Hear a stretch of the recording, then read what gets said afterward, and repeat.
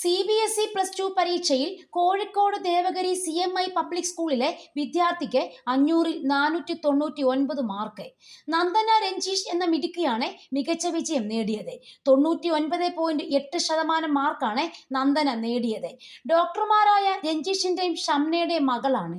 ഗണിതം, ഭൗതികശാസ്ത്രം, രസതന്ത്രം, computer science എന്നീ വിഷയങ്ങളിൽ നന്ദന മുഴുവൻ മാർക്കും നേടി. ഇംഗ്ലീഷിലാണ് 1 മാർക്ക് നഷ്ടപ്പെട്ടത്. വിദ്യാർത്ഥികളുടെ കാത്തിരിപ്പിന് ശേഷം CBSE പരീക്ഷാഫലം വന്നിരിക്കുകയാണ്. 88.39 വിജയ ശതമാനം. വിജയിച്ചവരിൽ 91.6% പെൺകുട്ടികളും 85.70% ആൺകുട്ടികളുമാണ്. കൂടുതൽ വിജയ ശതമാനം വിജയവാഡ മേഖലയിലാണ്.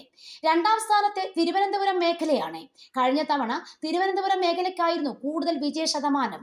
ഇത്തവണ കഴിഞ്ഞ വർഷത്തേക്കാൾ വിജയ ശതമാനം 0.41% വർദ്ധിച്ചു.